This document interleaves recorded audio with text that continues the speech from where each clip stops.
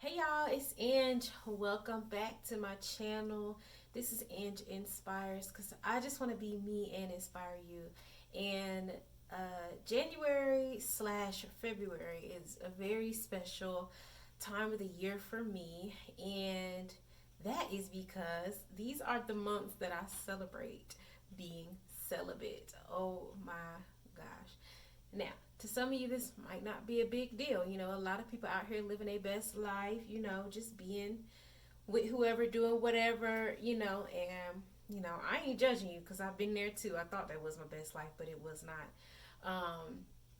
And I have this really dramatic story of how God moved in my life, and um, I actually committed to being celibate. And so this year, 2021, is 3 years, 3 years of remaining pure and being celibate, abstaining from sex.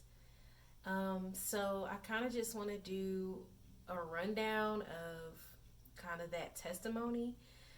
I don't have anything written down, so I'm gonna try not to rant, but I also want to give you just a clear picture of where I was, where I am, and where I'm trying to go. So let's start here. When I was 13, I was raped for the first time. It's funny I could say that now and not cry and not be ashamed to say it. But yeah, I was 13 when I was raped for the first time by a close friend. And 13, I was seventh grade. It was traumatic, not so much in the sense of what happened because I didn't understand it at the time, but it was more so traumatic in the side effects as far as how people viewed me. Because back then, the focus of my friend group at the time was, oh, he decided to have sex with you. I like him, Angie. You know I like him. Why would you do that? And I'm like, I didn't ask for this, okay? I didn't want this. And then somehow it got to school, got back to like the people at school. So then it was like, oh, Angie out here having sex. Like, and it was like, again, I didn't ask for this, okay?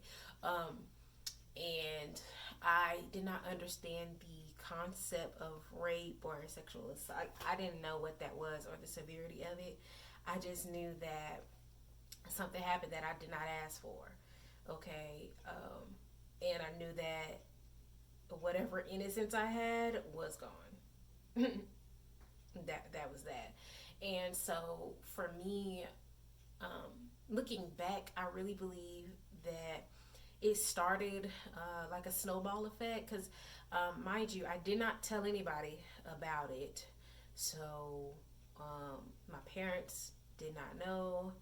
Nobody in my family knew. My friends, I really didn't tell until high school. So several years later that it happened.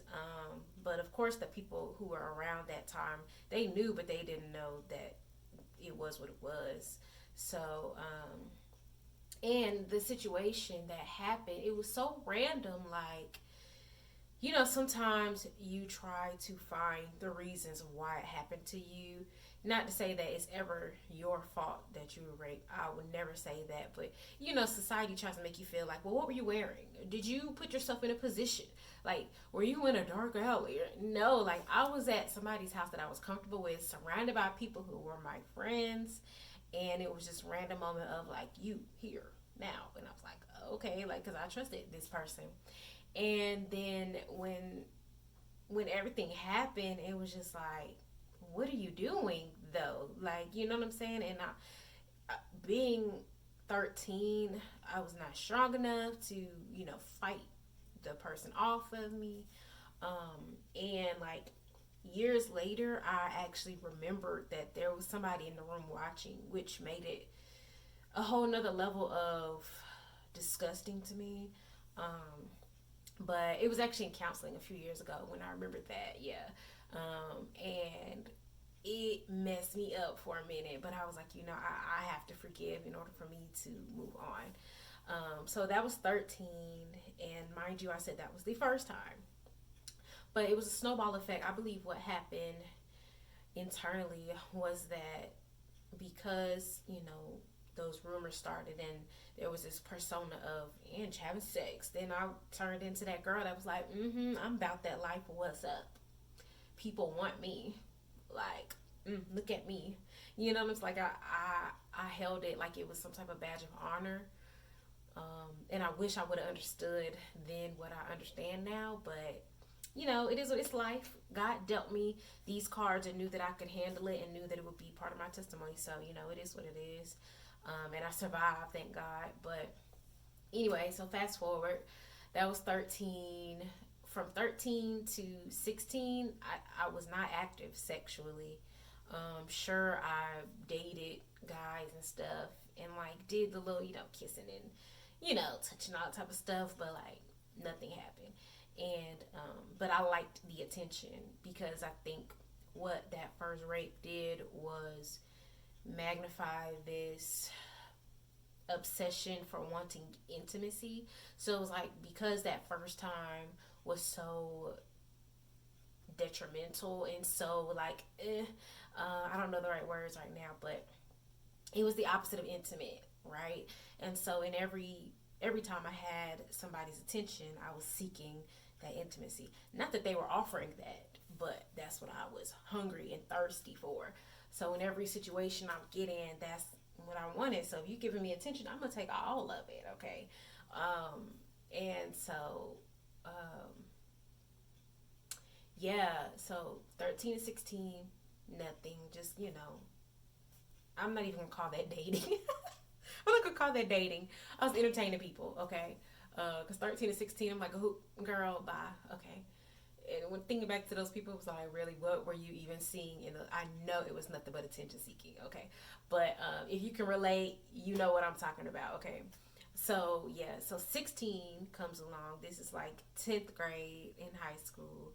And this, I like to call it like my first like thought phase, or like this is like round one of like me just being straight up wild and coming into who I was, and having a little butt, and you a little developed now, whatever, like you feeling a little cute, you feeling yourself, smelling yourself. And I did say thought phase earlier. If you're in my generation, you already know what that means. But if you don't know what thought means, it's an acronym for that hoe over there. Okay, I was a straight up hoe. Okay, like I'm not even ashamed to say it now because I'm over the hump. But it was yeah. So basically, 16 probably 16. I would say to 18. Yeah, I would say to probably 18. 17, 16 to 17, because I did have like a serious relationship at the end of high school, so that wasn't really me being a thought. So, but before then, it was like anybody who would give me attention. Oh yeah, we could do this, whatever. Sneaking around, doing things that I would never tell my mom about, like all type of things. Body count was just going up, up, up, and I wasn't even 18 yet. Like it was ridiculous. And I did a lot of things that are so embarrassing, like to even think about now. Like, why would you even do? It was honestly apparent that my self-worth was shot because the what I was accepting from boys was like disturbing. Like you really like, I don't know, thinking about it now, there's so many things I'm going to teach my daughter about self-worth. But anyway, so another thing that happened around the age of 16, 17, I got raped again. And this time, it was like a fling. Like this guy who was in the neighborhood, I met him. He was cute. I knew that he was younger. He was maybe like a year or two younger than me. But he showed up in the neighborhood, and I was like, he's cute. We started like talking, like innocently, like talking, hanging out, talking on the phone. Back then we used to hang out outside, so we would hang out outside and just talk and chill. Okay, very innocent, honestly. And I really thought it was something different. And like one day, I remember one of my friends at the time, her boyfriend and the guy, they stayed like right down the street, so we would go walk over to their neighborhood and hang out, right? And so this one day, honestly, I don't remember the month, I don't remember none of that. I just remember I was maybe my junior year of high school, which means I was 16 or 17. Okay. The details I've put out of my brain. I'm not even gonna lie. God would have to be the one to bring it to my remembrance because I've buried it so deep that like I don't want to remember those details. But the details I do remember is that I went to his house. We was chilling, watching TV. Next thing you know, um, he's like pinned me on the bed, and I remember clearly saying like, "No, like this is not." First of all, I remember setting the tone of like nothing's about to happen. We over here chilling, like no.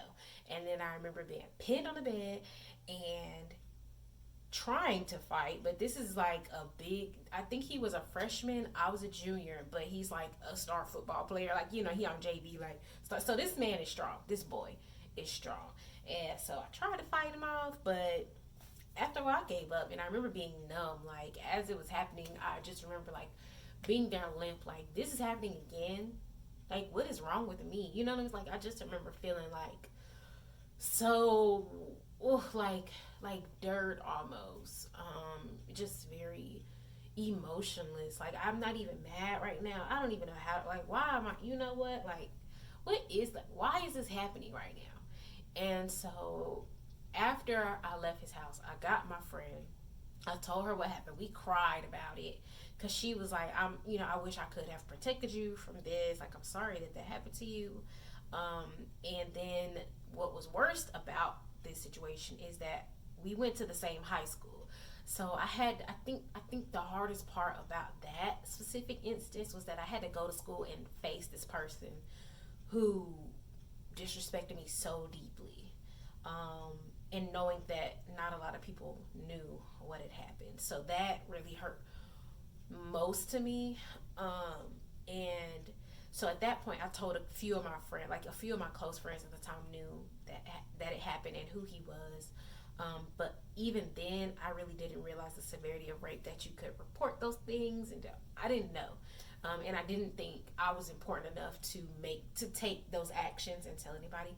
My parents did not know about this. Okay, so it's literally just me and my close friends who know that this even happened. Meanwhile, afterwards, I'm still entertaining people and just like, well, obviously I ain't worth much, so if you want me, you can have me. Like, what's up?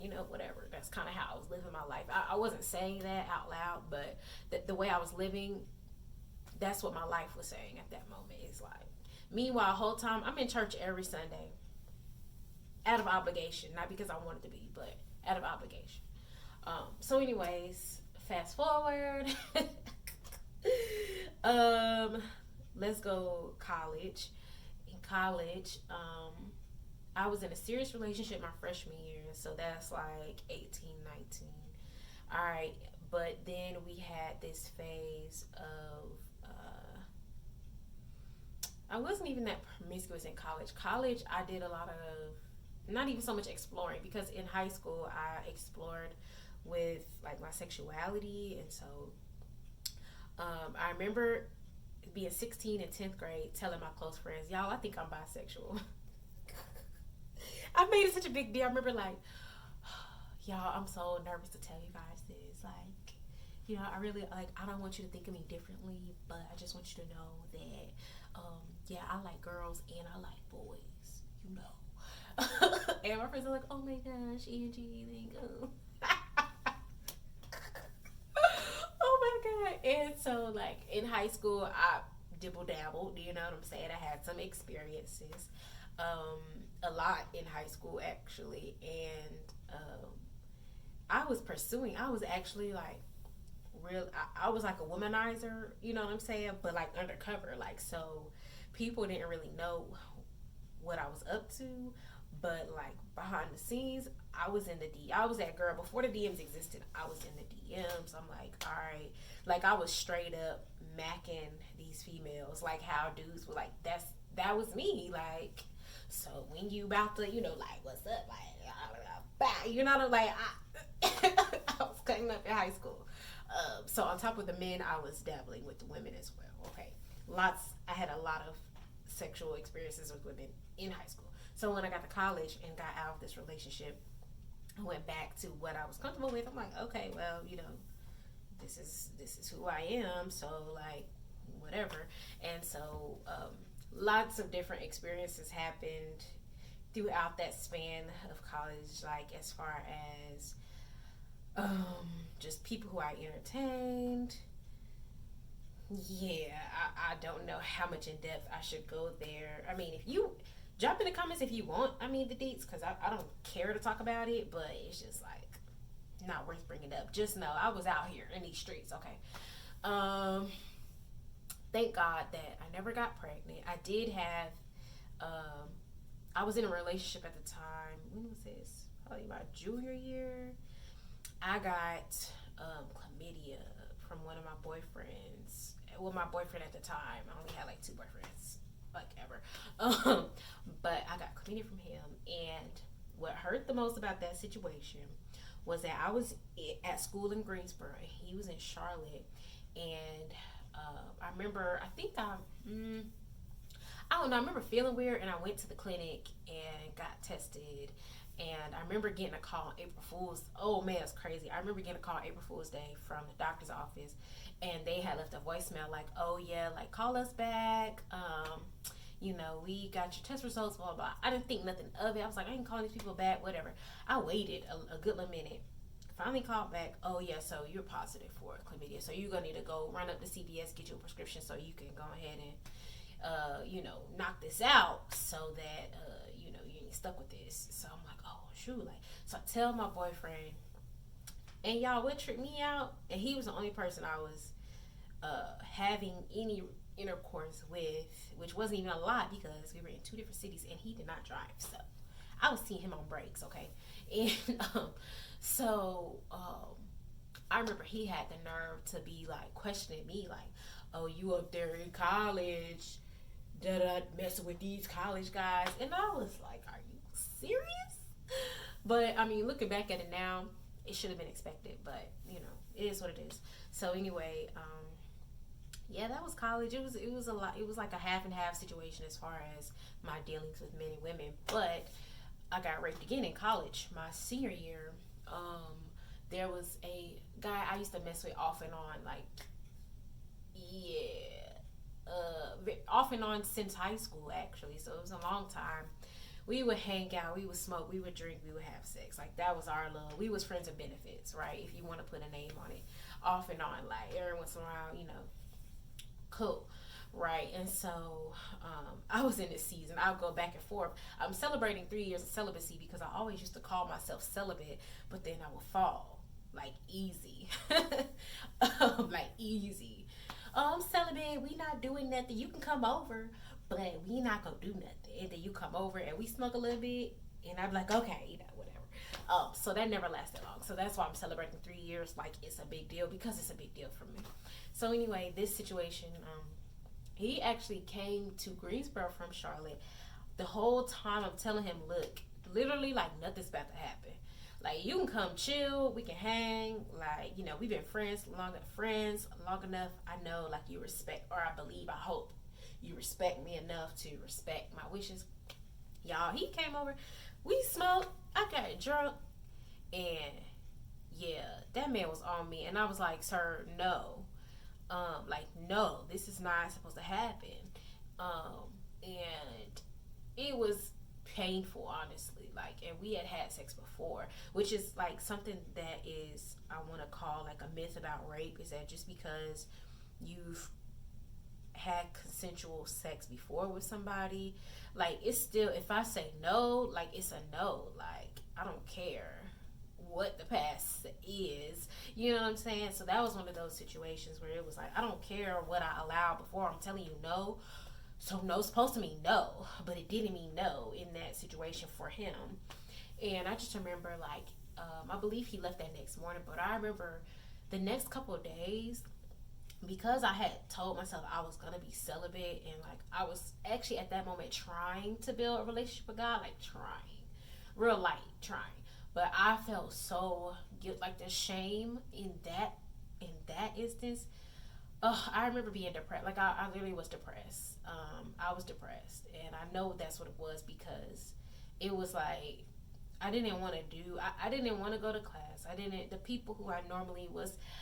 I'm usually like high energy. People always tell me like, "Oh, Angie, I love your energy." That was not me. Them days after that, it was like, bruh, I don't want nobody to even see me. Because if y'all knew what happened, like, man, I just felt like a failure. Like, it was just a low, very low point for me.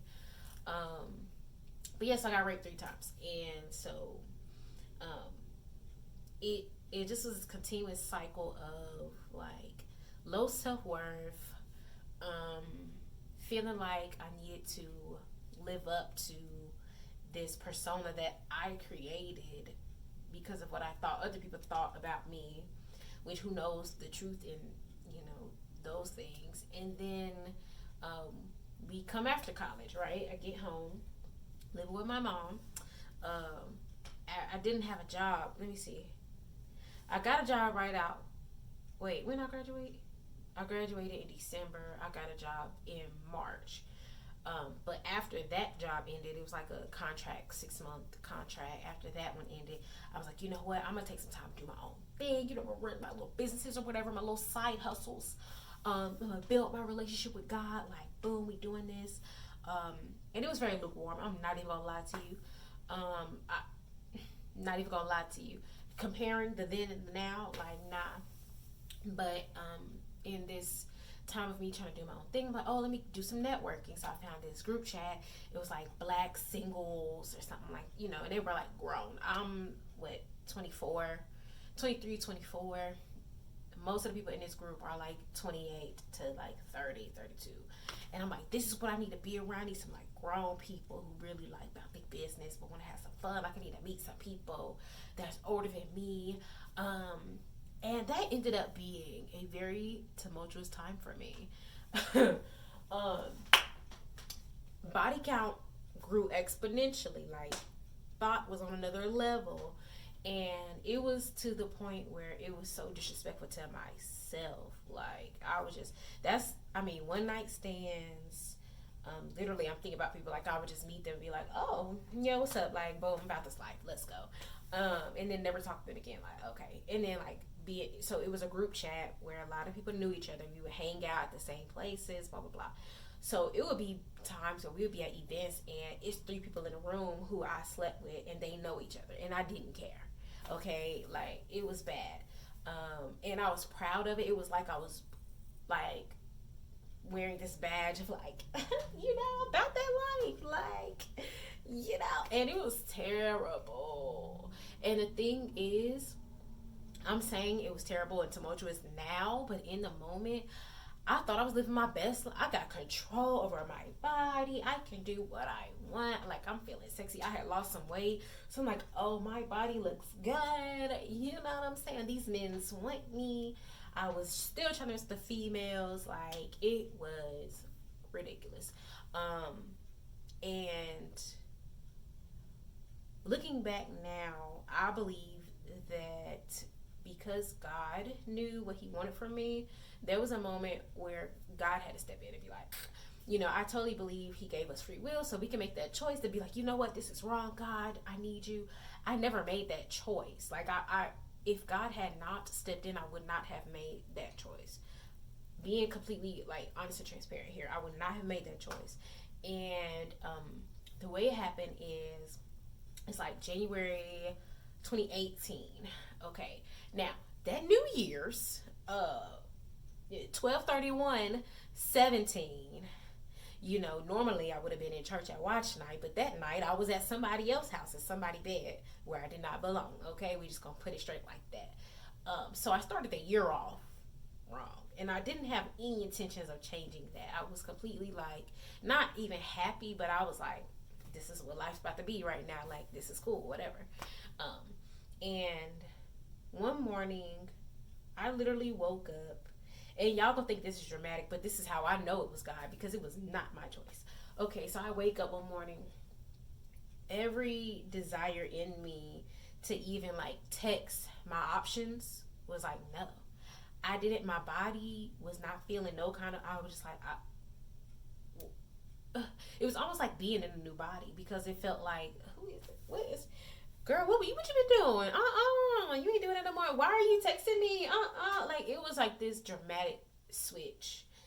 And I remember, and also I did get another, what happened? Was it chlamydia?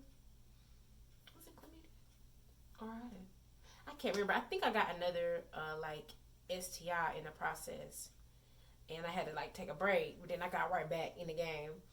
But yeah, then this happens, and people are texting me. So what we doing? Like, when I'm gonna see you. You know how to text me, and I was just hitting back with like, no, no.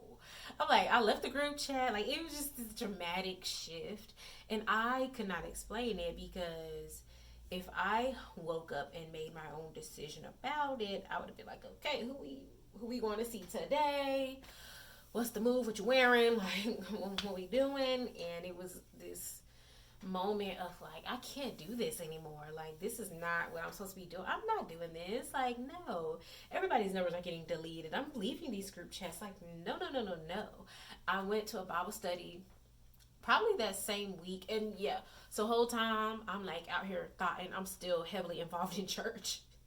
I actually was like on the leadership team of a ministry for young adults whole time. So I'm going to meetings like, oh yes, this is going to be so good for God. Oh my. And then like that night I'm at somebody's house in somebody's bed. Like, so it was very like hypocritical, very lukewarm, very just, yeah, not right. And so, but anyway, I remember going to this Bible study. Let's guess what the conversation was for that night. It was soul ties. Okay. Really. I had never heard of soul ties before. And I still am a little questionable about the theory, to be honest with you. But I do believe that, having sex creates these connections with somebody. You know what I'm saying? I do believe that. But like the way that people have taught it before, I'm still kind of on the fence about if I really believe that. So, yeah.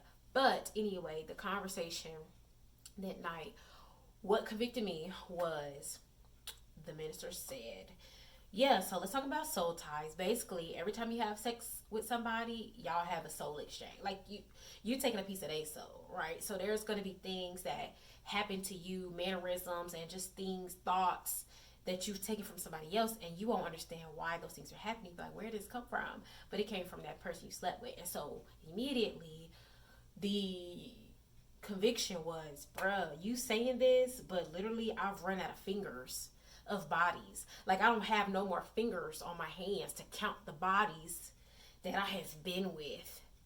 Not only just in the past year, but let's talk about my whole life. What the heck? Like, soul ties.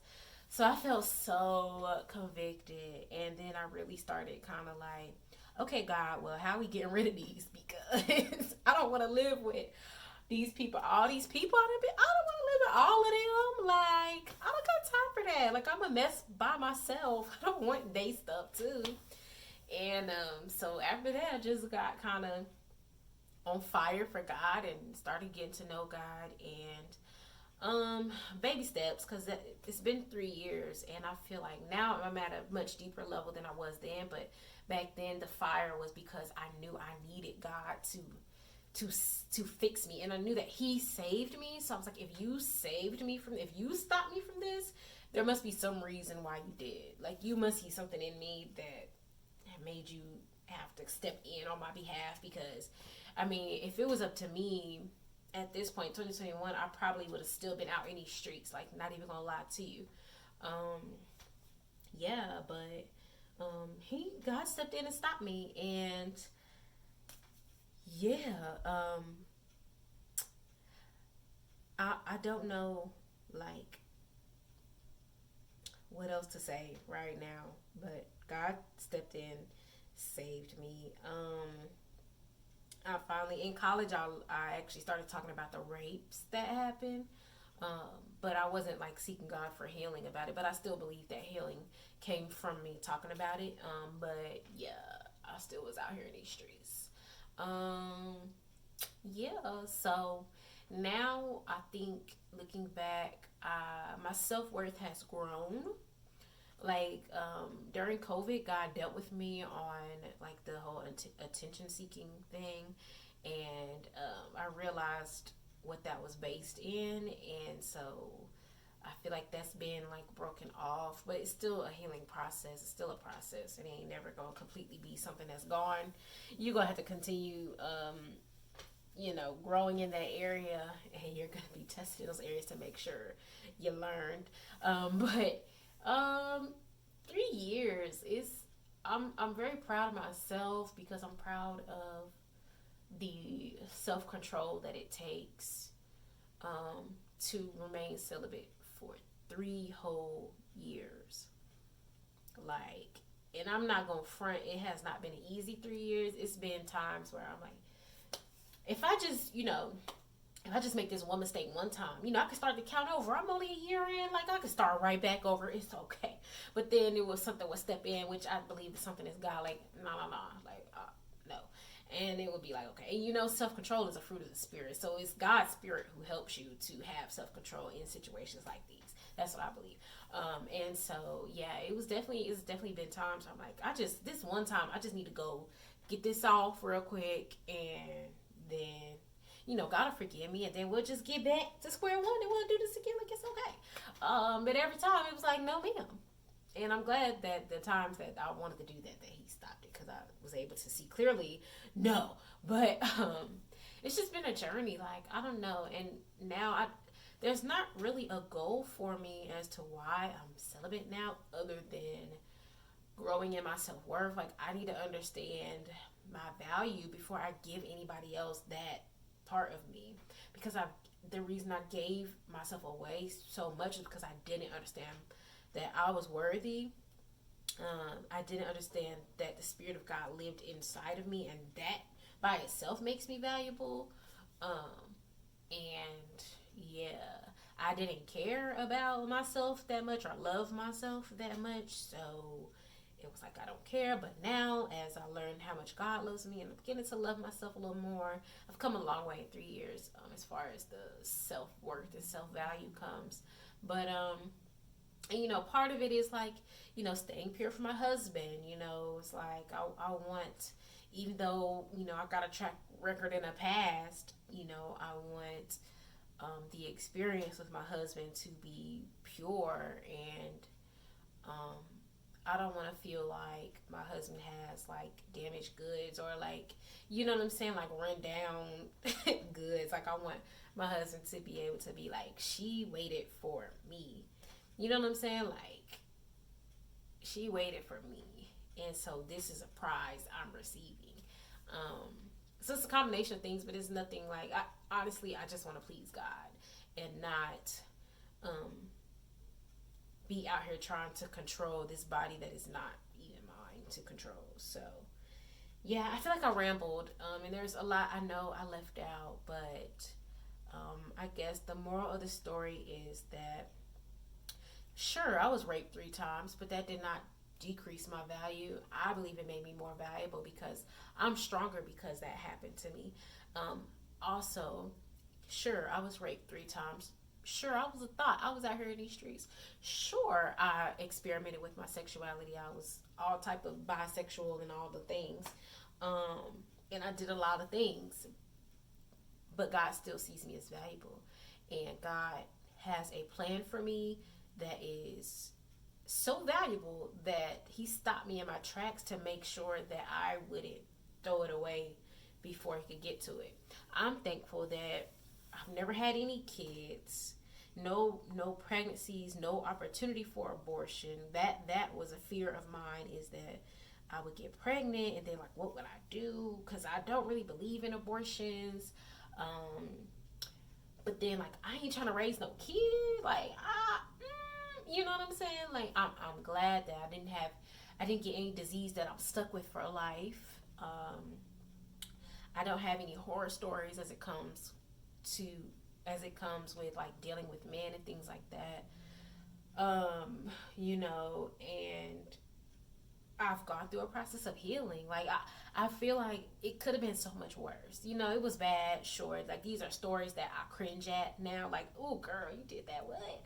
But it's also like looking and seeing that God was there, and God still had his hand on. God prevented so much. That's God's mercy, is like not giving you what you deserve, and the grace to give you to allow me to have my life and and still some of the provision that he gave in that man, the way God came through in so many other areas, it's like your grace and your mercy for you to give me those gifts is a sign of your love for me. If you love me that much, I need to learn how to love myself. Like, ooh, and I need to learn how to value myself enough to not be out here defiling myself. You know what I'm saying? Disrespecting this God who sees so much bigger and better for me.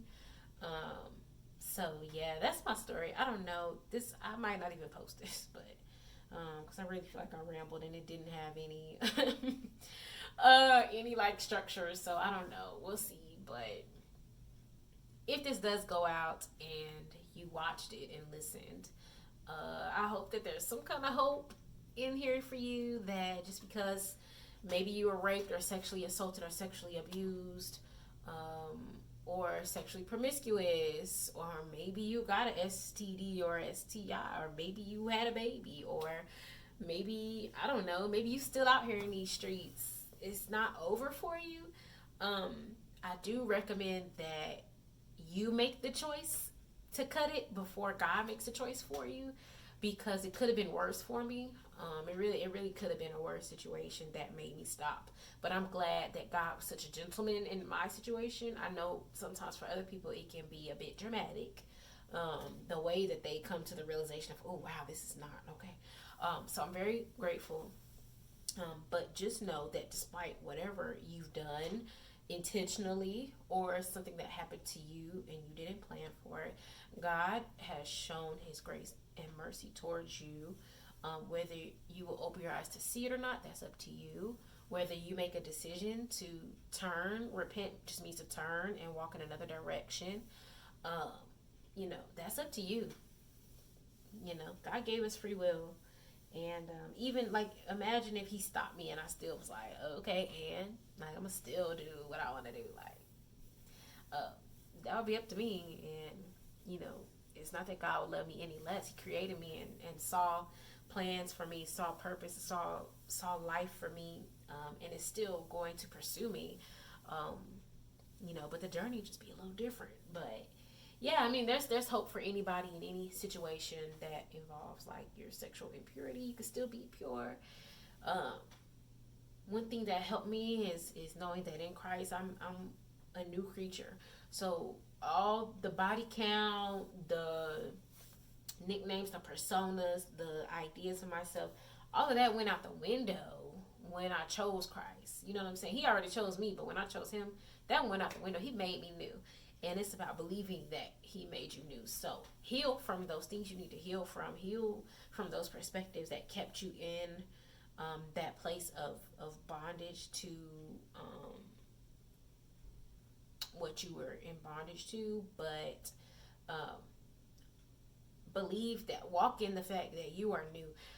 The way I live my life now, I don't care if you knew me in either one of them phases. If you knew me in high school and I was a hoe, if you knew me in college and I was a hoe, if you knew me after college and I was a hoe, I don't care if you come up and be like, Angie, you remember? Nope. You know what I'm saying? Like, I just am at the point. Actually, no, I will tell you, yes, I do remember. And like, that's not me now. There's nothing you could use against me now at this point that would make me feel ashamed, guilty, like confused. It's nothing you could do to you can't tempt me. I feel so strongly about my purity now. It's like, bruh, if you even gonna come to me incorrect like that, like, I'm not even giving you the time of day, because I already know what's up and what I want and what I deserve and what I'm worth. And so yeah, like, it's nothing. Me taking this time to say this out loud to me says, bring my past up, and I'm glad you remember. That's great. But you about to know too, this area of my life. You about to know this new me, and you about to see the light of Jesus in my life, and you'll be able to see this transformation. It wasn't just for me; it was for you too. So you remember who I was, sure, but when you see me now, say, "Dang, that had to be God," because Angie was wild. That's fine, as long as you see Jesus. I don't care. I don't care how it comes to you, as long as you get to see Jesus and He gets the glory uh, through what you knew about me and what you about to know about me. That's really all that matters.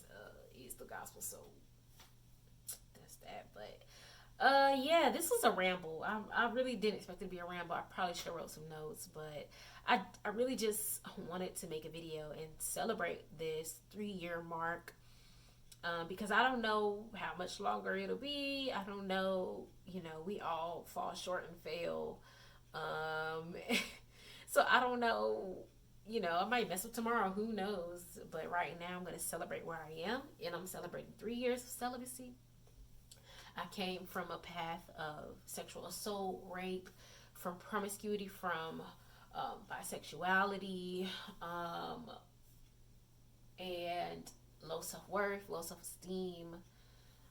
Didn't care about myself at all, and now I'm, just becoming this woman that God sees me to be, and I can tell you that God restores. He restores your self image, because you're getting the image that He put in design. You're getting the image that He designed for you. So being able now to begin seeing myself from God's perspective, who God says I am, not who I created, not the persona that I created. Unlearning those things, unpacking those things, and letting God replace those things has been the most beneficial, or I guess the most impactful part of the journey. And it's still a daily process. Like, look, 3 years ago, I'm excited. I really am believing that my husband is coming, and I can't wait to be able to tell him like my journey and how far I've come. But until then, I'm gonna enjoy this singleness. I'm gonna enjoy this celibacy. I'm gonna enjoy myself and God, and this time that He is renewing my mind and restoring my worth, my self worth, my self image. And I'm looking forward to just being able to share this testimony in detail to people, and just help people who are in the boat that I used to be in, like helping them get over the hump and reclaim their self image, because that's just really important in life. So if you made it this far, like, I guess you care. So thanks for watching and caring. And yeah, make sure you subscribe. I don't know. Yeah. If you have a journey you want to talk about, like, drop it in the comments. Let's talk about it, because we overcome by the blood of the Lamb, which is what Jesus did for us by dying on the cross, and the word of our testimony. That's sharing our story in whatever phase of our story we're in. But that's how we overcome. And so, yeah, let's overcome together. Like, let's stomp on the devil, because he thinks we're going to be stuck in who we used to be. But no, we're new, brand new. Yes, okay. So yeah, thanks for watching. I'm sorry this took so long, but I'm also glad I got it out there. So yeah, peace out, y'all.